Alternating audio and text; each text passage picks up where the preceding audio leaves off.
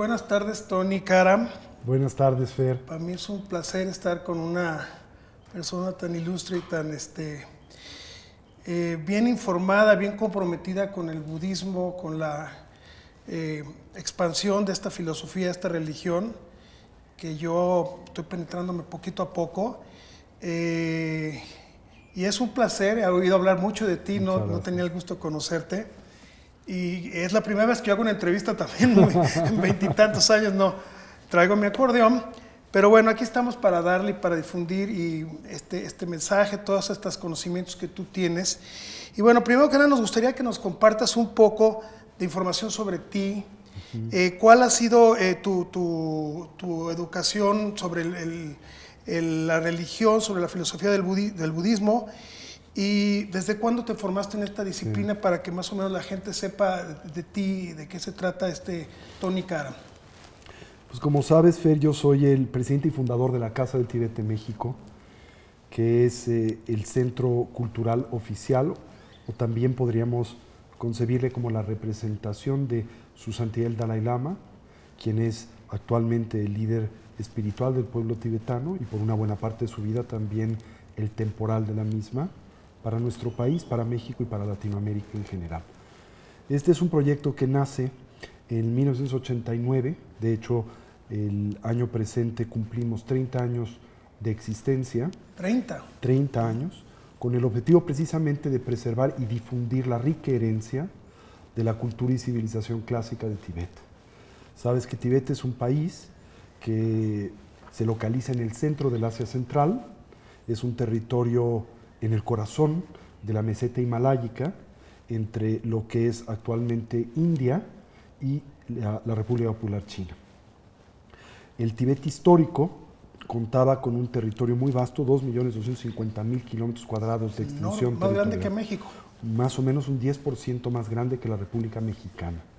Comprende actualmente lo que llamamos el Tibet histórico, porque lo que hoy la República Popular China describe como la región autónoma del Tíbet, en realidad es tan solo un fragmento del territorio histórico del Tíbet. El resto del mismo fue incluido, fue invadido, fue integrado a diferentes provincias chinas, como Sichuan, Yunnan, Hubei, consecuente de la invasión comunista china del Tíbet en 1950. En el 50. Así es. También este año se cumplen los 60 años del exilio de Su Santidad el Dalai Lama, quien escapa del Tíbet en 1959 tras una revuelta popular en donde el pueblo tibetano se rebela en contra de las fuerzas de ocupación militares chinas del Tíbet, consecuentemente sufriendo un genocidio terrible, más de 30.000 personas muertas por parte del ejército chino en cuestión de una semana, lo cual obliga al Dalai Lama finalmente a tomar la tremendamente dolorosa decisión de abandonar su país y refugiarse en India, en donde reside hasta la fecha. Entonces, en consecuencia, pues la Casa del Tíbet es parte de una iniciativa internacional que tiene por objetivo precisamente el rescatar y promover los baluartes y el enorme legado de esta civilización espiritual que nace y existe en el corazón del Asia Central. ¿Sí? Sí. Bueno, a mí personalmente me ha llamado mucho la atención la filosofía budista. Soy un poco nuevo en esto, estoy yendo a Casa Tíbet Guadalajara, que hay compañeros excelentes y me ha parecido extraordinario lo que he aprendido en este poco tiempo y lo que ha mitigado. Y pienso que no había tan caótica en la que vivimos ahora, tan sobreinformada, con esto que hablábamos del internet, con esto que ha hecho de nuestras sociedades modernas tener demasiado estrés, estar ya más incluido a la depresión, ha subido la tasa de suicidios. Tú, por ejemplo, ¿qué consideras que podría aportar el budismo para mitigar esta vida a la que hemos llegado y la que hemos creado últimamente? ¿Qué aportaciones propone el budismo? Pues fíjate, Fer, yo me vinculé al budismo y particularmente a la forma o expresión que se tiene en la cultura tibetana desde una edad muy temprana. Desde muy pequeñito siempre tuve como una fascinación, un llamado hacia esa cultura, hacia esa civilización. Tengo actualmente 54 años y el vínculo con el Tíbet se remonta por lo que yo recuerdo a mis 3 años de vida. Mi madre decía que cuando en aquel entonces a ella me acercaba, le decía que por qué no había nacido en el Tíbet y por qué había nacido en México. Wow.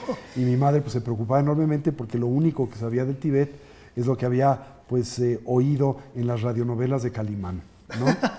Y bueno, yo creo que es un vínculo espiritual con esta cultura y civilización que fue floreciendo, sí, desde la perspectiva budista, probablemente uno que se remonta a una existencia o unas existencias previas, porque la tradición budista es una tradición espiritual que contempla y concibe a la conciencia como un flujo de eterna continuidad de experiencia, como una energía lúcida que no se crea, así es, que no se crea ni se destruye, se transforma, y como la conciencia pasa de un cuerpo a otro, como por ejemplo tú pasas de una camisa a otra, un día a otro, ¿no? Entonces, al vincularme con esta cultura, tuve la oportunidad de conocer a algunos de los más grandes maestros de esta cultura y civilización, entre ellos a su santidad el 14º Dalai Lama. Y bueno, creo que la civilización budista tiene muchísimo que aportar al mundo contemporáneo, en torno a su entendimiento de la naturaleza de la mente, de la conciencia, en torno al entendimiento que la tradición budista tiene del bienestar, la felicidad, el dolor y el sufrimiento, la manera y la metodología a través de la cual nosotros podemos aspirar a actualizar una dimensión genuina de bienestar duradero, en oposición al mero placer hedónico, temporal y relativo que nuestra cultura de consumo promueve, neurótica y fanáticamente. Es una civilización que ha dedicado una buena parte de su existencia, más de 650 años de continuidad, al estudio, por ejemplo, de la naturaleza del dolor, del sufrimiento, de la insatisfacción, de las causas que propician los conflictos por los que los seres humanos en la vida transitamos. Y una de las cosas, Fer, que la tradición budista ha descubierto es muy simple, pero es muy significativa. Lo que el Buda histórico, Siddhartha Gautama, descubrió hace 2650 años, es que si bien el mundo influencia en la conformación de nuestra experiencia, no la determina. Y que lo que determina la manera en que nosotros edificamos la experiencia que del mundo tenemos es la mente, es la conciencia. Y si bien la injerencia que nosotros tenemos sobre el mundo es muy modesta, ¿verdad? Como lo es, por ejemplo, la injerencia que puedes tener siquiera en un hijo o en tu pareja, hasta qué punto tienes la posibilidad de controlar el desempeño, la conducta de una persona. La injerencia que tenemos sobre de nuestra mente y sus procesos es mayúscula. Y dado el hecho de que es la mente, es la conciencia la que determina la manera en que nosotros conformamos a nuestra experiencia, también tenemos la posibilidad de edificar las causas de nuestro bienestar y felicidad, importantísimo, como atacar y trascender aquellas que propician el dolor y el sufrimiento. Mientras que en nuestra cultura en buena medida se piensa que todas estas variables están en buena medida determinadas por el entorno. Y vivimos en un entorno cultural, ¿verdad?, que nos impulsa a establecer y ejercer un esfuerzo neurótico, a tratar de controlar las variables del entorno en el que vivimos, con la esperanza de poder obtener las variables que concebimos producen nuestro bienestar, esto nos dé como legado felicidad duradera. Pero la realidad es que el nombre, la fama, el reconocimiento, el poder, la influencia, el dinero, los bienes materiales o cualquier otro tipo de estímulo sensorial, en el mejor de los escenarios, tan solo nos aporta placer temporal y relativo, ¿sí? Mientras que el bienestar genuino no depende de lo que nosotros tomamos del mundo, sino de lo que traemos a este. En dependencia, por ejemplo, del equilibrio y la sincronía entre la mente y el cuerpo, y en especial, Fernando, una mente dotada de sabiduría. ¿Y qué entendemos por una mente dotada de sabiduría? No la que puede citar de memoria la poesía de Amado Nervo, sino una mente que entiende, comprende la manera en que las cosas son. Porque un presupuesto fundamental de la filosofía budista es que las cosas no son como aparecen, que a nosotros todo fenómeno se presenta como si fuera permanente, pero es impermanente, como estable cuando es inestable, como unitario cuando está compuesto, como si tuviera una identidad intrínseca. Esto es como si existiera independiente a la mente que lo percibe, que lo nombra, que lo decodifica, que lo interpreta. ¿sí? Cofica, sí. Y tenemos la noción de que las cosas existen, personas, condiciones y circunstancias, dotadas de cualidades sustanciales, positivas, negativas o neutras. Cuando esas cualidades en realidad emergen en dependencia de la relación que como perceptores establecemos con aquello con lo que nos vinculamos sensorialmente. Entonces es como un cambio de perspectiva, Así es. a través de la mente, cómo ves el entorno Así y es. cómo te afecta el entorno, y de esa manera puedes... Entender que la mente es reina y que nosotros somos finalmente responsables de la manera en que percibimos y experimentamos al mundo de nuestra experiencia en términos generales. Es un medio de empoderar al ser humano, es ¿verdad? evidente Absolutamente que es así. en torno a su experiencia. Es evidente que es así porque tú eres lo que sientes y lo que ves y la perspectiva que tienes de tu mundo, ¿no? Me gustaría que nos platicaras un poquito a las personas que estamos empezando con esta filosofía, con esta religión, que seguro me encantaría que nos distinguieras, hicieras la distinción si es filosofía o es una religión, y cuáles son sus bases del budismo. Nos gustaría, en términos simples, entender a los que estamos empezando con esto. ¿Cómo lo podrías describir? Claro. Para empezar, Fer, la tradición budista en realidad es conocida por un término particular, se le llama Buddha Dharma, ¿sí? La palabra Dharma quiere decir instrucción o enseñanza, y Buda es un término que señala una particular condición de cognición o percepción. La palabra Buda quiere decir lúcido, ¿sí? Así entonces se trata de una instrucción que tiene por objetivo conducir a la persona que lo integra y aplica a su vida a un estado y condición cognitivamente lúcido. Ahora, ¿qué quiere decir eso? Lo podemos ilustrar a través de una experiencia por la que todos nosotros transitamos cotidianamente. El tránsito entre el estado de vigilia y el estado del sueño onírico, o los sueños, ¿sí? Nosotros podemos soñar de dos diferentes maneras, si lo piensas. Lo podemos hacer de una forma no lúcida, esto es, inconscientes del hecho de que estamos soñando, o lúcidamente, ese estado y condición de sueño en donde el individuo es consciente de que está soñando, en efecto, ¿no? Aunque no puedes controlar ese sueño. No, cuando eres consciente de estar soñando, puedes controlar, tener absoluta injerencia en los contenidos del sueño. Por la siguiente razón. ¿En el sueño normal? No en el sueño normal, ¿sí? En el sueño ordinario. Cuando una persona transita por un sueño común y en el mismo no es lúcida, esto es, no es consciente del hecho de que está soñando, ¿cómo interpreta las apariencias oníricas? Todo lo que a este o a esta se presenta en el contexto visionario de un sueño. Lo interpreta como si estuviera dotado de realidad objetiva.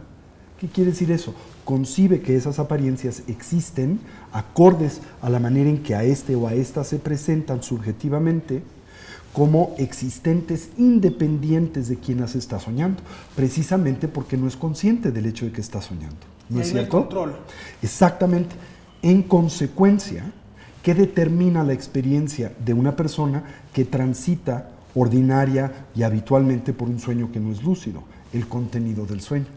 No Así lo entonces, controlas, pues una no lo pesadilla o algo. Así que si interactúas con un sueño agradable, te sientes bien. Interactúas con un sueño desagradable, una pesadilla, te sientes mal. Pero ¿qué determina en buena medida la edificación, la conformación de tu experiencia en un sueño que no es lúcido? Precisamente la apariencia de esos elementos visionarios que acompañan el sueño. En contraste, si eres capaz de detonar esta excepcional condición cognitiva, que es la lucidez en un sueño, que no es otra cosa que la habilidad, mientras sueñas, de señalar o aprender al sueño como un sueño, darte cuenta, en otras palabras, de la naturaleza ilusoria de las apariencias del sueño. ¿Por qué ilusoria? Porque esas apariencias se presentan como si existieran independientes a quien las sueña, cuando en realidad como existen, en total dependencia a la mente que las está soñando. Esas apariencias no pueden divorciarse, no pueden separarse de la mente que las está soñando. Cuando eres lúcido en un sueño, ¿qué determina la conformación de tu experiencia? No el sueño, sino la mente que lo sueña. Precisamente porque la mente está creando ese entorno onírico. Así entonces, la tradición budista afirma que lo que nosotros llamamos el estado y condición de vigilia no es muy diferente al estado del sueño onírico, que en lo que llamamos el estado de vigilia también estamos soñando. ¿En qué sentido? De que nada de lo que a nosotros aparece en la condición de vigilia lo hace independiente a la mente que lo está interpretando, pero que nosotros, como en un sueño no lúcido, transitamos cotidianamente por la condición de vigilia ausentes de lucidez, ausentes de la conciencia de que estamos co-creando el entorno que experimentamos momento a momento, y por lo tanto somos esclavos de esas apariencias. Pero si eres lúcido, consciente de que ese entorno no existe, independiente a la mente que lo ensueña, entonces eres responsable de la creación de la experiencia que tienes en el mundo.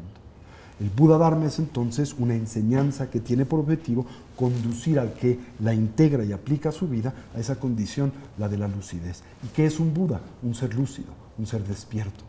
De conciencia. Así es. Y ese sueño que dices, ese es lo que se llama la meditación. La meditación es un método entre varios que tienen por objetivo conducir a la persona a esa condición, a la de la lucidez. Que ahorita hablamos que tiene Así es, que tiene muchas facetas. De las cosas más interesantes. Entonces, del budismo. ¿es la tradición budista una tradición filosófica?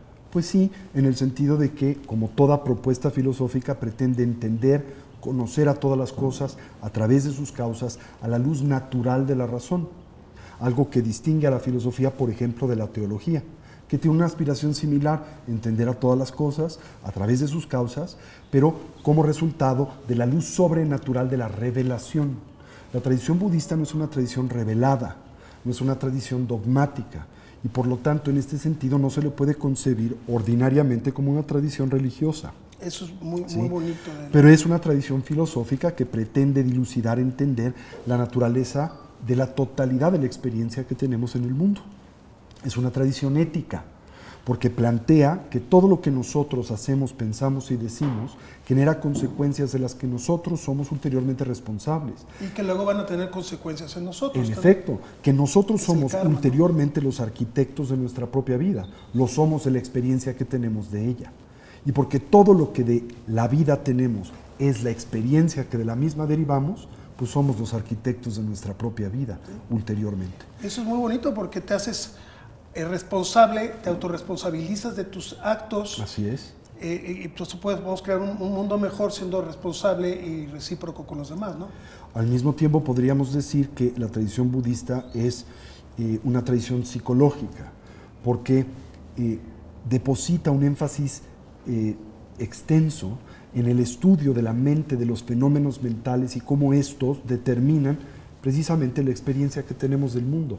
De hecho, el Buda Dharma es el sistema psicológico más antiguo de la humanidad. Híjole, ¿sí? ¿Cuántos años? 2.650 años de continuidad histórica y experimental. Y que no se ha podido destruir de tantas invasiones y todo esto. Que se ha conservado en continuidad a lo largo de más de 2 milenios, ¿no? Al mismo tiempo, podríamos decir que es una tradición espiritual, que no es exactamente lo mismo que afirmar es una religiosa, por lo menos no en el sentido judeocristiano del empleo de la palabra religión. En el contexto judeocristiano, religión viene del término latino religare, que quiere decir reunir. Y evidentemente, en ese contexto, lo que se pretende es reunir al hombre con la divinidad, ya sea acercar al individuo a esta o unificarla con ella, dependiendo de si se trata de un sistema religioso monista o dualista, ¿sí? Pero el Buda Dharma no tiene esto como meta, el reunir o el unificar al hombre con una divinidad. Más bien tiene por objetivo reunir al hombre con su naturaleza fundamental que concibe espiritual. Ahora, ¿qué quiere decir con esto?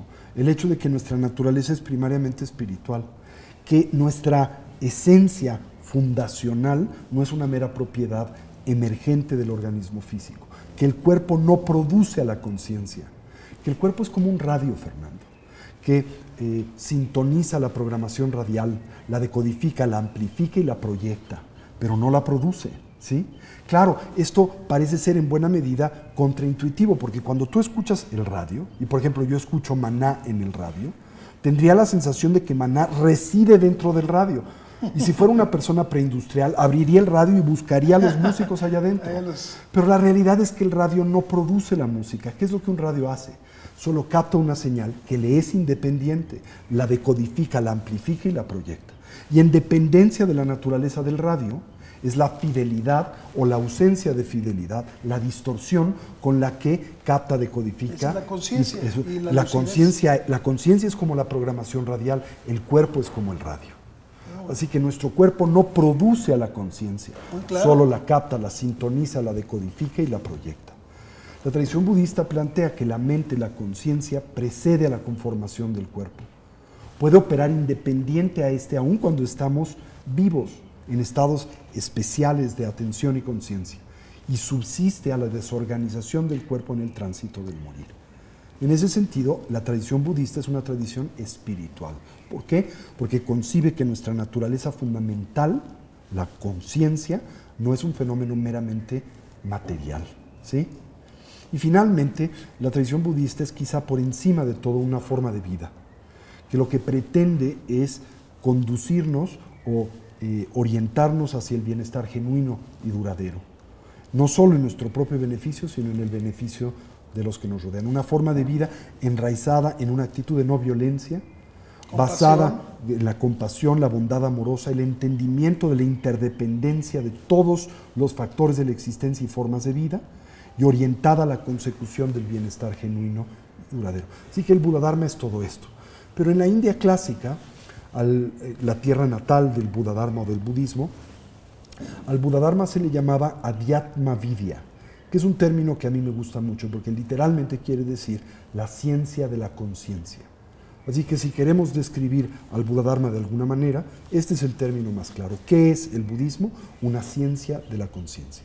Muy bien, muy claro. Y bueno, hablando de religiones, seguimos en esto. Te decía en la comida que yo crecí en una religión católica, respeto mucho a los católicos, mis padres fueron católicos, sin embargo yo me desmarqué desde muy chavo porque sentía que estaba creciendo en una religión que se mostraba mucho por el miedo, por el pecado, por todas estas cosas que nos fomentaron, ¿no?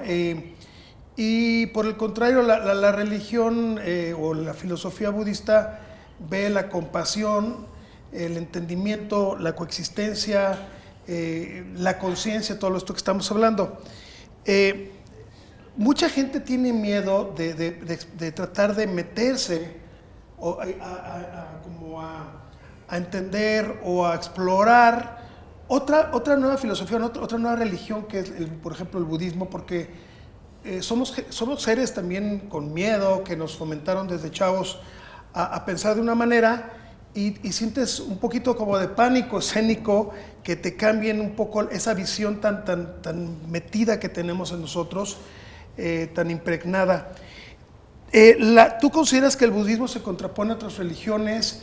Sinceramente, o sea, o como filosofía no, pero ¿tú cómo podrías plantearle esto a toda la gente que no estamos tan empapados? Bueno, para empezar, tendría que una vez más subrayar que el Buddha-dharma no es una religión, no en el sentido judeocristiano de la palabra, no es una tradición dogmática, no es una tradición revelada, no es una centrada en el empleo de la fe como método de conocimiento o de ascesis espiritual.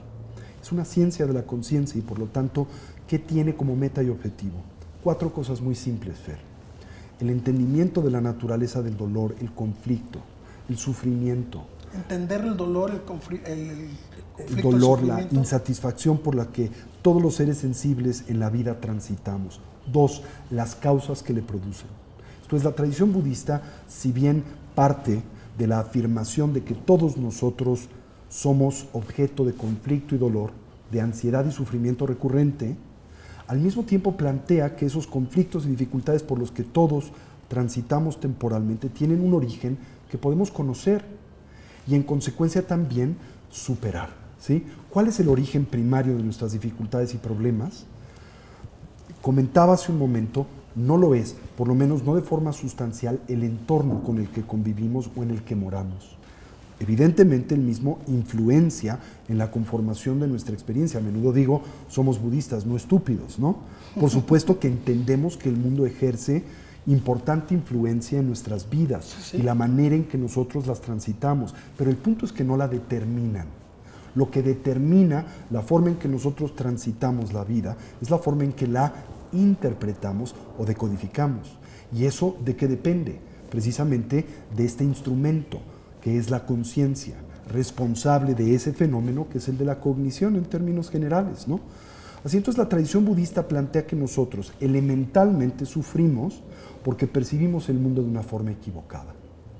A esa percepción equivocada le llamamos ignorancia, un crónico desconocimiento de la realidad, de la manera en que las cosas son, basado en una hipótesis primaria de trabajo, que las cosas no son como aparecen. A nosotros decíamos simultáneamente hace un momento, el mundo fenoménico, las apariencias, se nos presentan como si existieran del todo independientes a la mente que las percibe e interpreta. Cuando las experiencias que nosotros de estas conformamos son inseparables, indivorciables de la mente que las decodifica. Pensamos que las cosas son permanentes, cuando en realidad lo son impermanentes. Percibimos un fenómeno y parece ser unitario cuando es compuesto. Te percibo y pienso tienes una identidad intrínseca, por ejemplo como músico, cuando esa identidad es temporal y relativa y evidentemente emerge en dependencia de condiciones y circunstancias. Tan lo es así, al no conocerte previamente esta entrevista, que si te hubiera visto en la calle jamás te hubiera identificado ni como músico ni como el fundador del grupo Maná. Porque esa no es tu identidad intrínseca. Si lo fuere, todo mundo en la calle te reconocería como tal. Es una identidad temporal y relativa. Pero el Buda decía que nosotros, los seres ordinarios, primariamente sufrimos porque nos identificamos y aferramos con lo que no somos. Y porque pretendemos hacer propio lo que ulteriormente no nos pertenece. Nunca nos perteneció, no nos puede pertenecer. Por ejemplo, nos identificamos con nuestro cuerpo. Cuando nos manifestamos a través del cuerpo. No somos el cuerpo, sino precisamente nos comunicamos a través del mismo. Pensamos ser, ¿verdad?, un músico, un tibetólogo, lo que fuere, cuando esa es una función también temporal y relativa. Pero te aferras a esa condición y después la tienes que defender y la tienes que proyectar a toda costa. Y eso naturalmente implica todo género de conflictos y dificultades. Entonces la causa primaria de nuestro sufrimiento es la ignorancia. El desconocimiento de la manera en que las cosas son, no como aparecen. Y la ignorancia viene acompañada de otros dos elementos, el aferramiento, el apego y la aversión. La hostilidad, el odio, el enojo, la agresión. El apego hacia lo que a nosotros aparece como agradable, la aversión hacia aquello que a nosotros aparece como desagradable. Inconscientes de que esas apariencias son inseparables de la mente que las decodifica, que no hay nada en sí mismo agradable, no hay nada en sí mismo desagradable, que ese elemento agradable y desagradable es inseparable, indivorciable de quien interpreta la experiencia. Así que sufrimos porque somos presa de esa estructura cognitiva tergiversada, fantasiosa, neurótica. Pero lo importante es que esa condición no es intrínseca a nuestra persona, podemos superarla. Entonces la ignorancia puede transformarse en sabiduría. Y eso nos conduce a la tercera intuición primaria del budismo, el que nuestros conflictos y dificultades pueden terminar, no solo pueden paliarse temporalmente, sino que nosotros podemos superar estructural, permanente, definitivamente, las causas que en la vida propician el dolor y el sufrimiento. En otras palabras, que los seres humanos, como ejemplo, tenemos el potencial de acceder a una dimensión genuina de bienestar y felicidad que no depende de estímulo alguno, que no está producida por nada fuera. Como el paso hacia la solución. Y la cuarta es el método. ¿Qué es lo que nos puede conducir a ese objetivo? Y el método se basa en tres principios fundamentales. Una mentalidad de genuina responsabilidad de lo que hacemos, pensamos y decimos, centrada en el entendimiento de que nosotros somos ulteriormente responsables de nuestra propia vida y la experiencia que tenemos en ella, de nuestro bienestar y de nuestra infelicidad. Dos, la necesidad de refinar, ¿verdad?, el potencial mental y cognitivo con el que nacemos, a través de herramientas como son la meditación, que nos ayudan a desplegar atención concentrada, sostenida, y una capacidad de investigación metódica de la naturaleza de la realidad y la experiencia que de la misma tenemos. Y esto redunda en el tercer elemento, que es el cultivo de la sabiduría. La capacidad, en síntesis, de ver las cosas como son, no como aparecen. ¿Sí? La combinación de estos tres elementos, la disciplina ética, esta actitud de genuina responsabilidad, de la autoría, de la experiencia que tenemos del mundo. La capacidad de refinar a la mente para que se convierta en un instrumento poderoso y funcional, dotado de atención sostenida, prolongada, voluntaria, y el empleo de esa atención para investigar la realidad y para así reforzar la sabiduría, nos liberan del sufrimiento. Y este es el potencial que todos los seres sensibles y los seres humanos tenemos. Esta es la raíz, el corazón de lo que llamamos Buddha Dharma. Entonces, ¿eso es compatible con otras tradiciones espirituales e ideológicas? Por supuesto, por una razón muy simple, porque todos, sean católicos, judíos, musulmanes, desean ser felices y dejar de sufrir. Y porque la mayoría de nosotros no sabemos genuinamente cuáles son las causas verdaderas del bienestar y cuáles son las causas del dolor.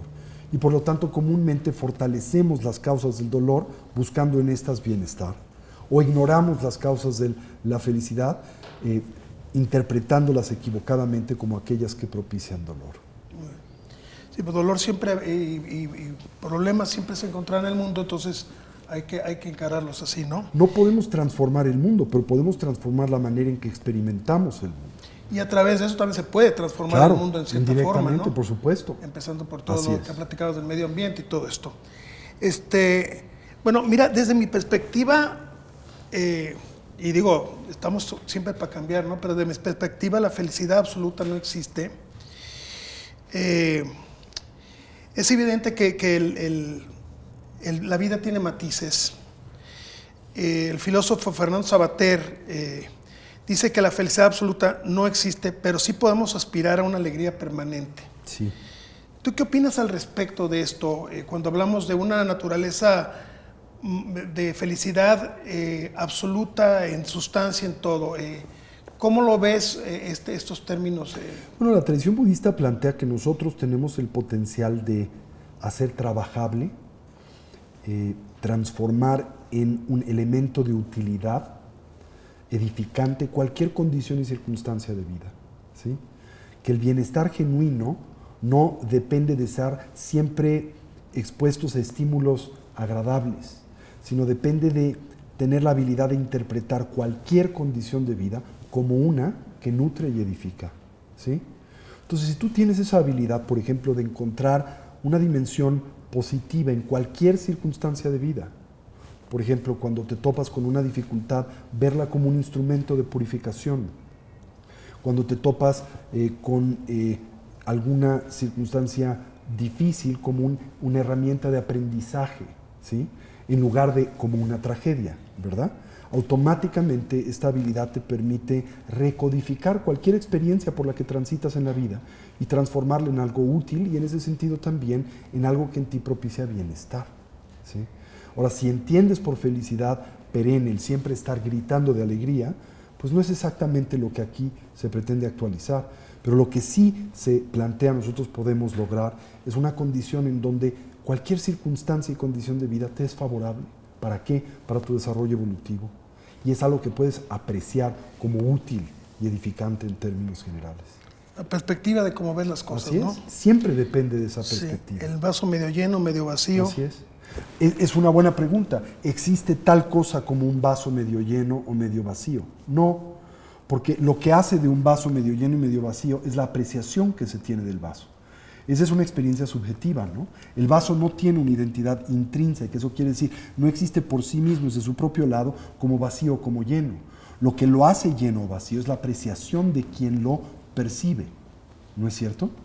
Así entonces, nada tiene identidad intrínseca. Nada existe independiente, ¿verdad? En términos de la manera en que nosotros conformamos la experiencia que tenemos del mundo, nuestra experiencia no es independiente a la mente que decodifica el mundo en su totalidad. Y el problema es que nosotros interpretamos el mundo de una forma equivocada, neurótica, y en consecuencia sufrimos. Y queremos corregir esos conflictos a través de cambiar el entorno con el que interactuamos. Y el problema es que el cambiar el entorno con el que interactuamos nos aporta un alivio temporal, pero no duradero. Pero el cambio de la perspectiva con la que interactuamos con el mundo transforma estructural y permanentemente la experiencia. Y eso que podría de esta ser tenemos. Así lo es. que te da una felicidad Genuina, verdadera. Sí, y duradera. No es lo mismo que el placer hedónico. El placer hedónico es el que se deriva del contacto de una o varias bases sensoriales con estímulos agradables, ¿no? O Sensoriales, placenteros. El problema con los estímulos agradables y placenteros es que son temporales. Y por lo tanto, el placer que se deriva del contacto con ellos es también temporal y relativo. Cesa el estímulo, cesa el placer. Y buscas otro estímulo que sustituya a este, y luego otro, y luego otro. Con los vicios, con el alcohol, las drogas, la comida. Con las personas. Sí, ahora esta persona no era, pero va a ser esta otra, o luego va a ser esta otra, ¿verdad? Sí. Y todo se centra en que buscas afuera de ti ese bienestar. El bienestar genuino no depende de lo que tomas del mundo, no depende de una persona, no depende de un coche, no depende de un anillo, no depende de un reloj. Depende de la manera en que tú te vinculas a lo que sea, a lo que te veas expuesto. Bueno, yo he encontrado también muchos beneficios en la filosofía budista. El primero, el más importante, es la manera de ver el mundo, la manera de esta perspectiva. Y otra que me ha a mí ayudado enormemente es la meditación. Cuando he tenido exceso de estrés, a veces ya estoy que no aguanto, se me está reventando la cabeza, ¿no? Lidereo la banda en la que tocamos y se me junta mucho el trabajo. No estoy tampoco como para estar metiéndome pastillas, lo que digamos de Michael Jackson, y todo a su nivel, pero cuando me he puesto a meditar con lo que he aprendido acá con ustedes en Casa Tibet, aquí en mi ciudad, me ha reconfortado bastante a un nivel de que me ha mejorado mi humor, ha mejorado mi sueño, claro. Ha mejorado pues la forma incluso de fluir en la vida, de no estar tan apegado a que las cosas tienen que salir como yo ya las había pensado, marcado, o como las habíamos planeado con la banda. Para bien y para mal así ha sido durante muchos años, pero eso también me ha pasado una factura alta. ¿Cómo describes la meditación y por qué? ¿Tiene alguna base científica, alguna evidencia científica de por qué esto funciona como tal? Bueno, en principio en la tradición budista se enseñan dos diferentes tipos de técnicas de meditación, ¿sí? A la meditación se le concibe como una herramienta de familiaridad, un instrumento que se emplea para que el individuo se habitúe a estados, estructuras, a procesos mentales edificantes y positivos. En esencia es lo que se concibe como un hábito para estar... Es un hábito positivo, ¿sí? Y hay dos diferentes tipos de meditación. La meditación de estabilidad o concentración, se le llama también de pacificación, y la meditación de análisis y de investigación. En la primera, lo que el individuo pretende es refinar una habilidad y una facultad indispensable para el ser humano, la de la atención y la concentración, ¿sí? Comúnmente, nuestra atención se encuentra muy degradada. Y más ahora, bombardeadísima, ¿no? Tremenda, demasiada con el mundo información. hiperestimulado en el que vivimos. Demasiada, ¿no? Información. El promedio de atención de una persona universitaria occidental no supera los 3 segundos antes de que la mente experimente una fragmentación hacia la extrema ideación o el diálogo interior o hacia el hundimiento mental, el sopor o el sueño, ¿sí? Es como, por ejemplo, cuando empiezas a leer, ¿sí? A la mitad del párrafo tu mente está en Timbuktu o a la mitad del párrafo te estás quedando dormido. Esos son los dos primarios problemas que hoy aquejan a la continuidad y coherencia de la atención: la extrema ideación o el diálogo interior y el hundimiento mental. ¿El qué, perdón? El hundimiento mental, el sopor, el sueño, la pérdida de claridad, ¿sí? Así, esta primera dimensión del entrenamiento contemplativo de la tradición budista tiene por objetivo refinar la concentración de la mente. Se le describe como la habilidad de cultivar atención sostenida, prolongada y voluntaria. Y de calidad. Y de calidad. Y este es indispensable como punto de partida para recuperar algo que hemos perdido, que es el aquí y el ahora. Ahora, en el aquí y en la ahora es el entorno en donde las cosas son. Porque todo lo que nosotros vinculamos al pasado y al presente es fantasioso. El pasado ya no es, el futuro todavía no es. Las cosas como son solo existen en el presente, pero nunca estamos en el presente, porque nuestra mente siempre está en otro lado, o en el futuro o en el pasado, ¿no es cierto? Así que necesitamos desarrollar este hábito, el de estar presentes, y para ello tenemos que reforzar su referente fundamental, que es la concentración y la atención. Así entonces el objetivo primario de esta primera dimensión del entrenamiento contemplativo del budismo es dotar al practicante con atención sostenida, prolongada y voluntaria. William James, el padre de la psicología clínica en Occidente, uno de los primeros académicos occidentales en empezar sistemáticamente desde una perspectiva científica a estudiar la meditación, decía que esta tarea, la de la educación de la atención, es indispensable para la creación de un modelo genuino de calidad educativa. Entonces piensa, nos pasamos 30 años de nuestras vidas educándonos en los diferentes grados escolares, ¿verdad? Pero en ningún momento se nos enseña a cómo desarrollar atención y concentración, el ingrediente indispensable para todo modelo de aprendizaje. ¿No te parece escandaloso? Tremendo. Que nos exponen a un proceso tan demandante educativo sin enseñarnos a aprender, porque el fundamento del aprendizaje es la atención y la concentración?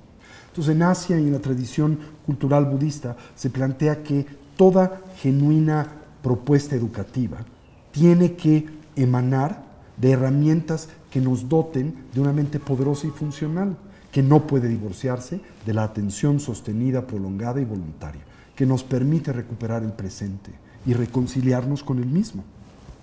La segunda dimensión de prácticas de meditación son prácticas de meditación analíticas o introspectivas. Y con ellas lo que el individuo hace muy simplemente es emplea esta atención concentrada, que no divaga y no se hunde, para investigar diferentes temas transformadores de la vida, como por ejemplo, para reflexionar acerca del valor de la vida y su fragilidad, para hacer presente la inminencia de la muerte. Y uno no puede aprovechar la vida si no tienes consciente de que la puedes perder en cualquier momento, para entender la relación que existe entre nuestras acciones y sus consecuencias, y para también entender que nada en el mundo fenoménico, en el mundo de las apariencias ordinarias, nos puede aportar bienestar genuino, porque ese bienestar no depende de lo que tomamos del mundo, sino de lo que traemos a él. Así que la meditación es una variedad de herramientas que tienen estos dos objetivos como meta. Primero, dotarte de una mente concentrada y funcional, que mora en el presente y que ve las cosas como son y no como aparecen. Sí. La primera parte de la meditación es, por ejemplo, esta de la que hablo, que a la hora que estás concentrado en el hoy, en el ahorita, no estás preocupado por lo que hiciste o por lo que vas a hacer. En efecto. Y entonces, y es lo que al principio me ha costado trabajo, porque mi mente divaga demasiado. Así es, tiene el hábito de correr al futuro o aferrarse al pasado. Y ya estoy así, luego, pin, tengo que hacer esto, pin, y estás ya en otro lado. Eso es lo que me ha costado trabajo. Me preguntaba un amigo ayer que sabía que iba a estar contigo, te voy a hacer la pregunta, la extiendo, ¿qué tan difícil es poder llegar a meditar? Me hizo las preguntas así, lo más naturales, y le dije, así se las voy a platicar a Tony. ¿Qué tanto cuesta de trabajo, de tiempo, de sesiones? Digo, siempre la pregunta está para medir tiempos y todo, porque vivimos una sociedad que estamos muy regulada por eso, desgraciadamente. Pero a la gente no sabe también considerar si le va a tomar un año hacer esto, o puede ser que le tome algunas semanas o unos meses, ¿no? Que valdría la pena de todas formas, ¿no? Cualquier tiempo. Pero ¿tú qué puedes responder a esto? Claro, pues todo depende qué es lo que desees lograr a través del esfuerzo contemplativo, ¿sí? Si lo que buscas es el despertar y la iluminación, la condición y el estado de un Buda, eso toma, pues evidentemente, la totalidad de una vida. Pero si lo que buscas es mejorar radicalmente tu forma de estar en el mundo, tu humor, la manera en que te vinculas y relacionas con las personas a tu alrededor, la forma en que regulas tus estados mentales y emocionales, la forma neurótica en la que interpretas el mundo de la experiencia, el liberarte de inercias, hábitos y tendencias inconscientes, eso lo puedes lograr en algunos meses de práctica, ¿sí? Ahora, a menudo esta pregunta me la plantean y yo la respondo con una anécdota de mi propio entrenamiento, ¿sí?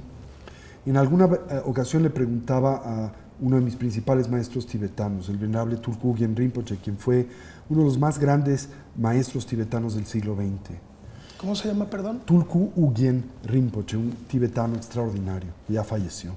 Le preguntaba qué tan difícil es recorrer el camino espiritual, ¿sí? Este entrenamiento que pretende conducirnos al despertar.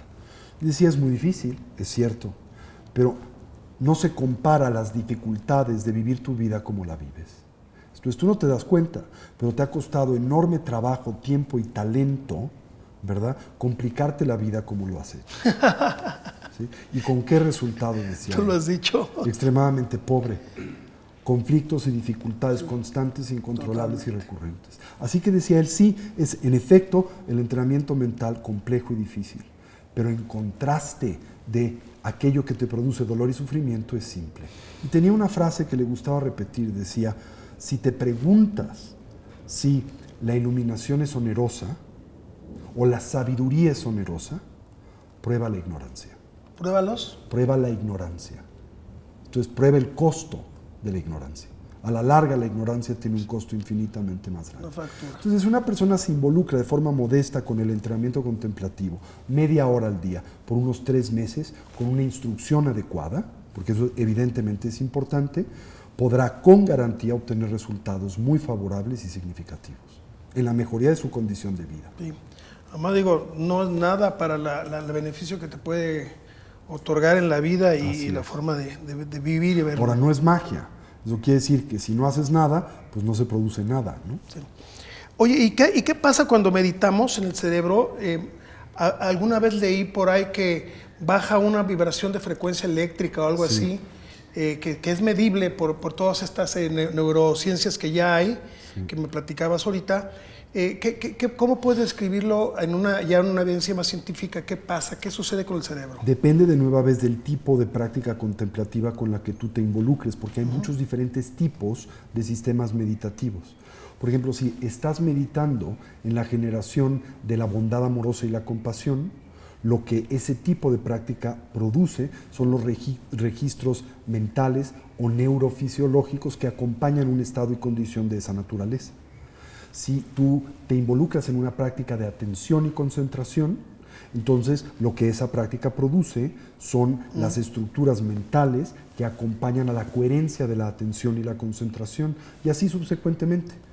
Pero en los últimos 25 años que se ha convertido en una empresa importante en las neurociencias el estudio de la fisiología de la meditación, lo que se ha encontrado es que en efecto la práctica contemplativa tiene el potencial de transformar de forma muy poderosa y favorable a la conciencia, a los patrones y fenómenos mentales, dotar a la persona de tranquilidad, de equilibrio mental y emocional, le aporta a la persona atención y concentración, bondad, compasión, amor, sabiduría, en fin.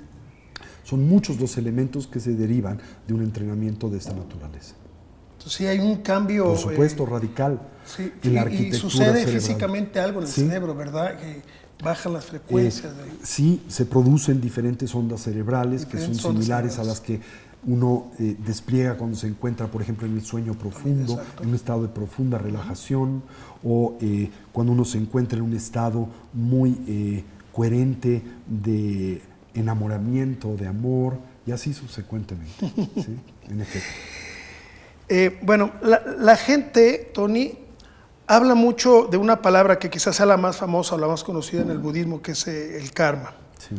Personalmente creo que existe, lo he comprobado. De hecho, hace como 20 años escribimos un tema que se llama Siembra el amor, que habla sobre el karma. Me gustaría que nos explicaras, de acuerdo al budismo, qué es el karma. Okay. La palabra karma en realidad es algo muy sencillo. La palabra karma quiere decir acción o actividad, de mente, palabra y cuerpo, que si lo piensas, son los portales a través de los cuales los seres humanos y los seres sensibles nos vinculamos al mundo de la experiencia en general. Se refiere al hecho de que todo lo que nosotros hacemos, pensamos y decimos genera consecuencias de la misma naturaleza de las acciones que nosotros ejecutamos o desplegamos. Directamente proporcional. Así es. Eso quiere decir que si tú ejecutas acciones positivas, tarde o temprano estas producen consecuencias positivas.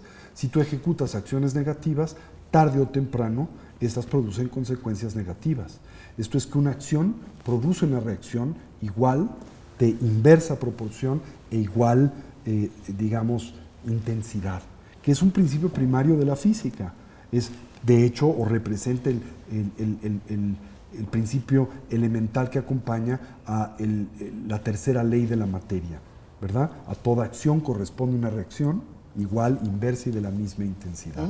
Pero esto también no solo opera en el mundo natural, opera en las acciones que nosotros, los seres vivos, desplegamos en la vida. Y por lo tanto, y de nueva vez, somos responsables de nuestro bienestar y somos también responsables de nuestro malestar. De nuestros malos Nuestras actos. acciones producen consecuencias y las consecuencias están ligadas naturalmente al tipo de acciones que desplegamos. Ahora, esto lo aprendimos en la primaria. Cuando apenas empezabas tus estudios, ¿no te decía la maestra que no puedes hacer peras de manzanas? Y que las manzanas vienen de semillas de manzanas y las peras de semillas de peras. Y que por más que te esfuerces de hacer manzanas de peras, esto es inviable. Bueno, tus acciones son similares. Cuando plantas manzanas, obtienes manzanas. Y cuando plantas peras, obtienes peras. Y la expectativa de obtener peras de manzanas es neurótica. ¿No es cierto? Sí, este es un punto bien interesante porque hemos estado, Latinoamérica en general, el Occidente, crecimos en este orden ético de decir, haces una mala acción, haces un pecado, ¿no? Hemos estado tratando de promover el respeto al medio ambiente durante todos estos 20 años. Tenemos una fundación que se llama Selva Negra y esta al final cayó en cuenta que lo más importante es la educación, ¿no? La educación ambiental, que no existe en las escuelas porque hay geografía, matemáticas, etcétera, pero de nada te sirve la geografía si te dicen que el lago de Chapala mide 50 kilómetros, pero si luego se va a extinguir el lago, se va a secar, ¿no?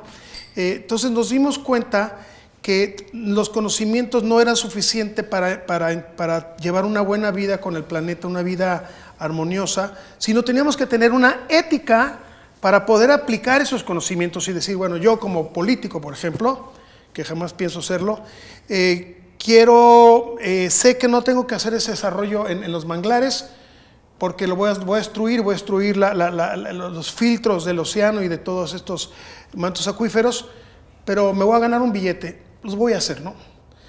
Entonces, sí hubo conocimiento del medio ambiente, pero no hubo ética.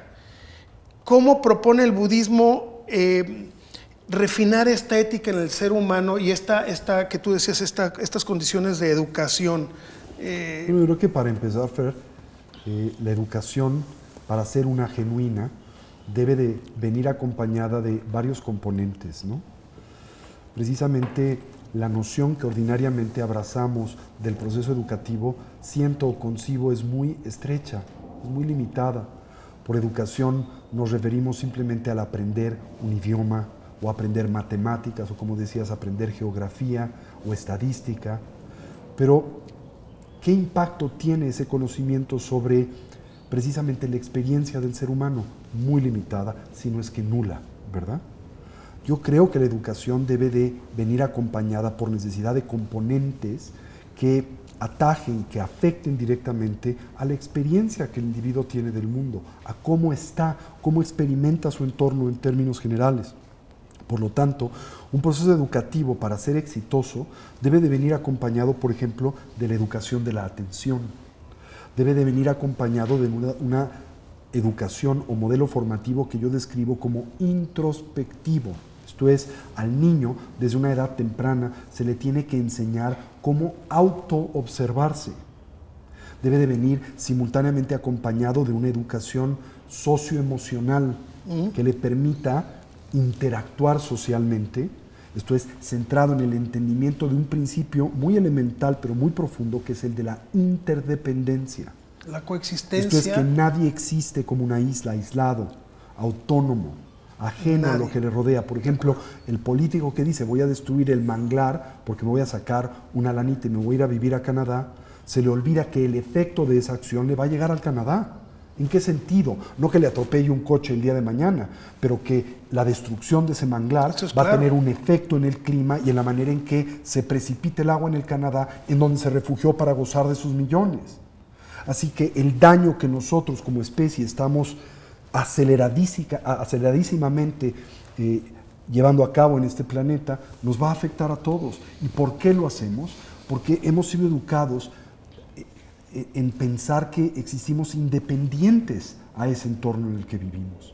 Así que desde una edad muy temprana se requiere aplicar un modelo formativo que le permita al niño y más tarde al adulto abrazar este sentido de vínculo e interdependencia que tenemos con el mundo en el que vivimos y por lo tanto la corresponsabilidad que tenemos en su administración. La responsabilidad de corresponsabilidad. Y que somos parte de ese mundo, no somos los dueños de ese mundo.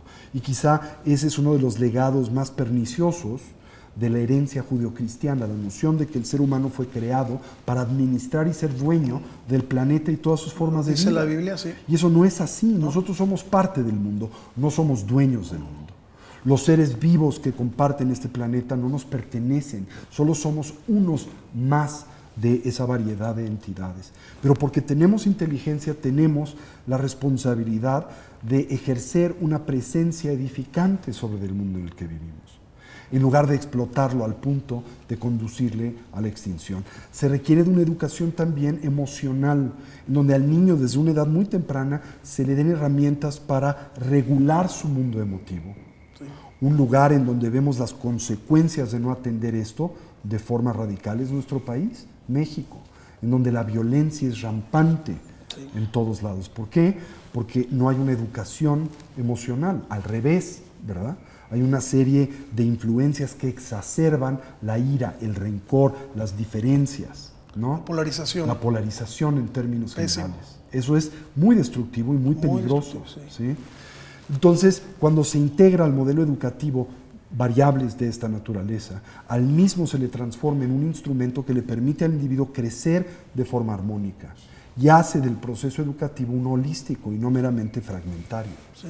Sí, lo que acabas de decir es bien importante en un México y en una Latinoamérica que se ha vuelto bastante polarizada, donde no podemos estar separados los unos de los otros, ¿no? Ni como nación, ni como país, ni como continente, ni como planeta. Lo que entiendo es, por ejemplo, dice, somos un barco completo en donde si se agujera la parte de la proa, todos nos hundimos. Se hunde la proa y la popa y todos para abajo, así ¿no? Es. Eso está claro.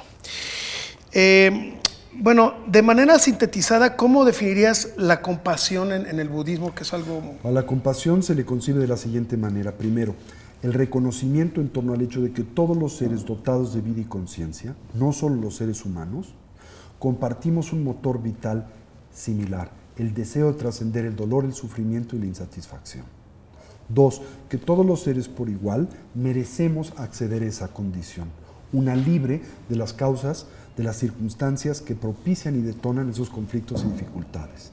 Tres, el deseo, la aspiración de poder contribuir con algo a la superación de esas condiciones y circunstancias que detonan el conflicto, el dolor y la insatisfacción en mí mismo y en los que me rodean. Y finalmente, cuatro, el involucramiento del individuo en las acciones vitales y estrategias de vida que nos permitan aportarme a mí mismo y a los que me rodean bienestar y felicidad y la trascendencia de las causas del dolor y el sufrimiento. Eso es lo que se llama en el budismo karuna o compasión.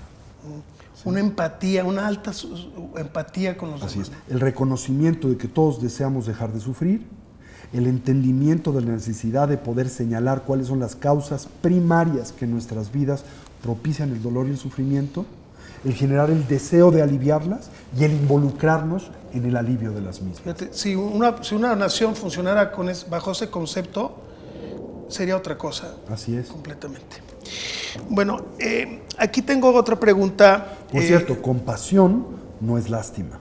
Sí, que es así como lo hemos tomado. Es como a menudo lo entendemos. Sí.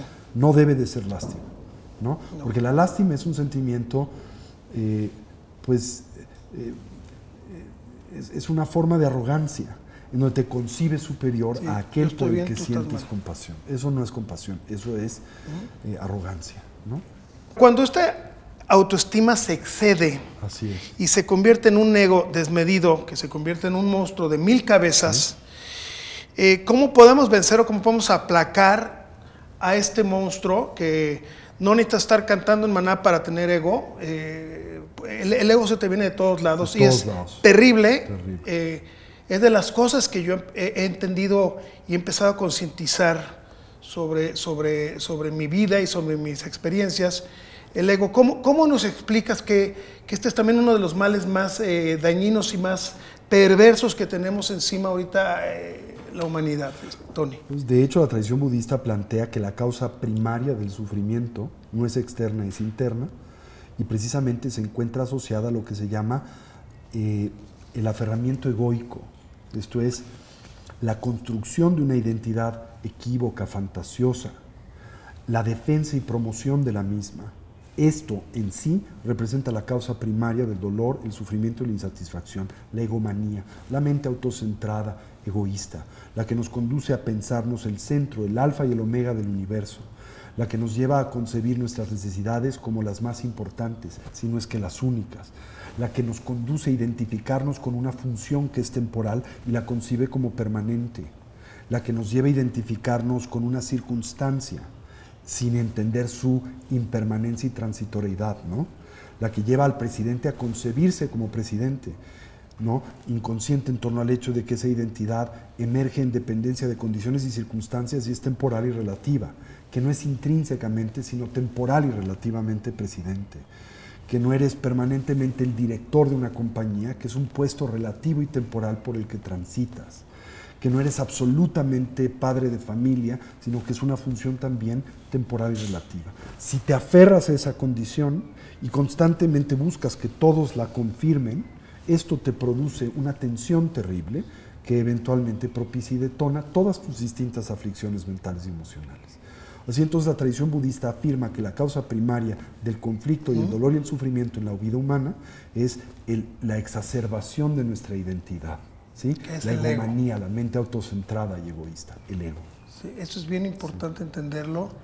Es la causa, pues primaria. Imagínate, sí, el mal que tenemos como todo mundo. Bueno, y relacionado con esta misma pregunta, y perdón que te está haciendo tantas, ya voy a acabar, pero no siempre se tiene a Tony Karam aquí. En un mundo globalizado como el que vivimos ahorita, como decíamos, tan sobrecomunicado, con este fácil acceso a herramientas como Internet, que ha sido muy buena para muchas cosas, pero también ha sido perjudicial para otras, como lo que hemos estado viendo también, la gente se presta mucho a la comparación.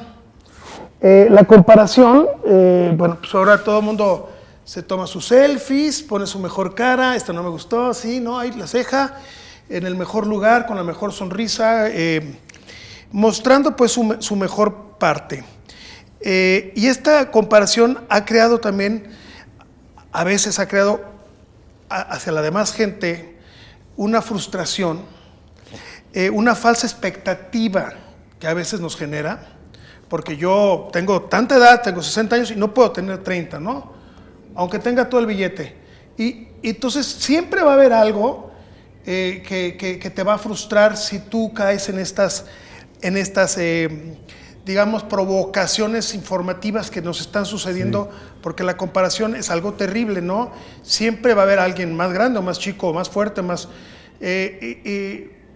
¿Cómo podemos mitigar esta niebla, claro, que nos está invadiendo tan duro con todo lo que sucede actualmente en el mundo? Yo creo, Fernando, que el problema es mucho más profundo y tiene que ver con el hecho de que nosotros hemos aceptado, ausentes de crítica, una serie de propuestas que el entorno y que el contrato social nos propone y que son falsas y fantasiosas. Por ejemplo, se nos ha vendido el que el nombre, la fama, el reconocimiento son fuentes genuinas de bienestar duradero y que la ausencia de estos opera como la causa primaria del conflicto, el dolor y la insatisfacción. Se nos ha vendido de forma constante y recurrente que el poder y la influencia producen bienestar genuino, como también que los estímulos sensoriales son primariamente responsables de nuestro bienestar, o lo es el dinero, o la abundancia económica, o los bienes materiales. Y esa es la fuente de conflicto, porque cuando ves en el internet a alguien que se toma su foto en la ciudad imperial en Pekín, lo que te produce es la noción, yo sería feliz si estuviera ahí, ¿no? Eso es lo que produce bienestar, o tiene una bolsa Gucci, si yo la tuviera esto me daría bienestar, o mira qué bonito cuerpo tiene, esa es la fuente del bienestar y la felicidad, ¿no? La cosa es que todos estos diferentes elementos tan solo nos pueden aportar un placer y un bienestar muy modesto y disminuido, uno temporal y relativo. Efímero. Y no es malo en sí mismo, el problema es que le demandas lo que no puede aportar, ¿sí? No es malo el placer que derivas de la experiencia de refrescarte con el vaso con agua, pero si le demandas al vaso con agua bienestar genuino, vas a contaminar la experiencia porque ella no te va a poder garantizar ese resultado, porque no lo tiene, porque no es responsable del mismo, solo te puede aportar placer temporal. Y ni siquiera lo puede hacer por sí mismo, porque lo que determina que el agua te sea placentera es que tiene sed, y ese es un factor subjetivo que no está en el vaso ni está en el agua, está en quién prueba el vaso con agua. ¿Me doy a entender? Entonces, en este sentido, nuestra sociedad está obsesionada, y cada vez más en un entorno de consumo como es el nuestro, con estas variables: el nombre, la fama, el reconocimiento, el poder, la influencia, ¿no? Y ves a un artista famoso como Michael Jackson y dices, si yo fuera el rey del pop, sería la persona más feliz del mundo. Y se te olvida que si esa condición produjera lo que tú le demandas, tendría que tener ese efecto en todos los que la tienen. Y no tienes más que abrir cualquier publicación en cualquier puesto de periódicos para darte cuenta que las personas más famosas no son las más felices. No, al contrario. Y que las personas más ricas no son las más felices. Cuando te paseas en la playa y ves un gran yate y te cuestionas e imaginas que si solo lo tuvieras serías feliz, ¿por qué no pausas por un momento y si tienes la oportunidad le preguntas a uno de los trabajadores del yate si el yate le produce el bienestar que tú concibes? No, ¿por qué? Porque ese bienestar no depende del estímulo, depende de la manera en que nos vinculamos a ese estímulo en general. Entonces, yo creo que si nos damos cuenta de esto, si entendemos que estas variables tan solo nos aportan un bienestar efímero, pero no genuino y duradero, podemos interactuar con ellas de una forma sana, sin una demanda neurótica, y podemos vincularnos a aquello que es una fuente genuina de bienestar. ¿Y qué es una fuente genuina de bienestar? Entender la realidad, ver las cosas como son, lograr una genuina sincronía entre la mente y el cuerpo, vivir en el presente, entender la naturaleza interdependiente de todos los factores de la existencia, de nosotros con el entorno con el que vivimos. Esa es una fuente genuina de bienestar. Y eso es lo que te da realmente una felicidad más duradera, que no depende duradera, de ningún sí. estímulo, que no depende de ninguna circunstancia. Sí, que las cosas pueden llegar a ser muy relativas, ¿no? Así es. La persona que trabaja conmigo en casa, que me la he hecho muy amiga y es como mi hermana, es muy feliz y es feliz con lo que tiene las cosas básicas resueltas, ¿no? Y ha planeado bien su vida porque tuvo pocos hijos y todo esto. Y ella es muy feliz yendo a Chapala, por ejemplo, o si algún día viajó, que le piché un viaje a Cancún o a la Riviera Maya, fue la más feliz. Y a veces uno ya no es tan feliz haciendo esas cosas. Entonces, en cosas así, que por ejemplo, que a mí me encanta viajar, Tony, o me encanta comer bien, como ahorita nos compartieron en esta casa comida muy deliciosa, ¿hasta dónde debes tener ese hedonismo, esa búsqueda del placer? ¿Hay alguna regla, alguna... Claro. ¿Cómo lo visualizas eso? Mira, ¿Cómo el placer lo comprendemos? hedónico en sí mismo no es un problema. El problema es el aferramiento al placer hedónico, ¿sí? En el siglo XI de nuestra era vivía un gran contemplativo indio llamado Saraha, que tuvo un discípulo que se contempla el padre de la tradición budista tántrica del Tíbet, Tilopa, ¿sí? Y hay una anécdota muy famosa de la relación entre este maestro y este discípulo. Y Saraha le preguntaba a su discípulo, a Tilopa, le decía, dime Tilopa, ¿contemplas que las apariencias son el problema? Y Tilopa, por supuesto que decía, sí, claro, el problema son las apariencias. Decía Saraha, no Tilopa, las apariencias no son el problema es el aferramiento a las apariencias. Entonces no hay nada de malo en comer una comida deliciosa. El problema es el aferrarte a la comida deliciosa como la fuente de tu bienestar y felicidad. El no quererte separar de ella, el querer cada vez más, el ponerte nervioso cada vez que alguien va a tomar un cachito de tu sándwich. ¿Sí? ¿Me doy a entender? Sí, claro, claro. Pero si entiendes que ese placer que derivas de la comida es efímero, es temporal, y puedes interactuar con él de esa manera, no hay nada de malo en el placer hedónico. Claro, mientras se derive de una actividad ética y que no se derive de lastimar o tomar de otros lo que no te han dado, ¿no? En una sociedad latinoamericana, y hablando de la nuestra mexicana, con estas problemas tan difíciles que estamos pasando políticamente, también esperanzadores, ¿no?, para muchos. Se ha dividido, he percibido que se ha dividido en gran medida a la sociedad. Uh-huh. Y la división es quizá la peor receta que puede existir desde un equipo, una familia, a un barrio, a una ciudad o a un pueblo, a una nación, ¿no? Lo decías tú hace rato, es una de las cosas más destructivas y difíciles de que tendremos que superar un reto. ¿Qué propondrías tú para que esta causa no existiera entre la sociedad, aunque los gobernantes a veces empujan a eso por populismo, por hacerse del bando de los que no tienen, cuando realmente lo que tenemos que hacer es trabajar todos juntos para crear fuentes de trabajo, pagar justamente lo que se debe pagar a los trabajadores, subir todos esos salarios, pagar más impuestos a los que ganan más o ganamos más, y una serie de medidas que se pueden hacer, que se han hecho en otros países de corte más, de tendencias más socialistas, ¿no?, que está bien, no populistas.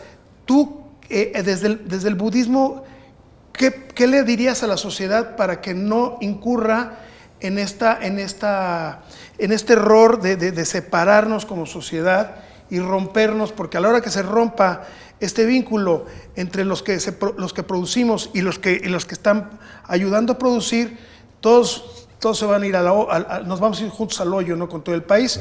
Y hablamos que tú has estado aquí duro en tu país, firme, creyendo en tu país, al igual que nosotros, la banda, y queremos algo genuinamente bueno para nuestro país, benéfico. ¿Qué propones para esto? Yo creo que simplemente la violencia solo genera violencia y que la paz solo viene de la paz.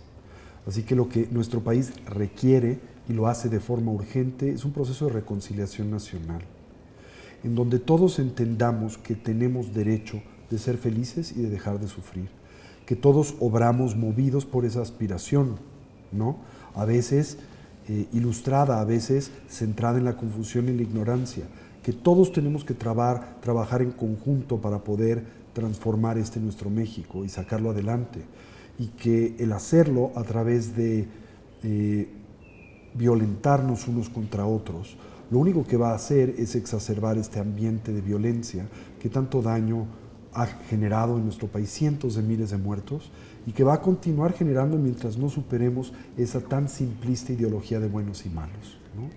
Por último, y si tú quieres luego agregar algo, pero primero que me recomiendes, nos recomiendas a todos bibliografía para poder empezar a explorar un poquito sobre esta filosofía. ¿Qué propondrías? Aparte de que hay muchas casas tibets por México, no tantas, ¿verdad?, pero existe una en México, otra en Guadalajara. Tenemos centros en Guadalajara, en León, en Querétaro, en Monterrey, en Saltillo, en Cancún, en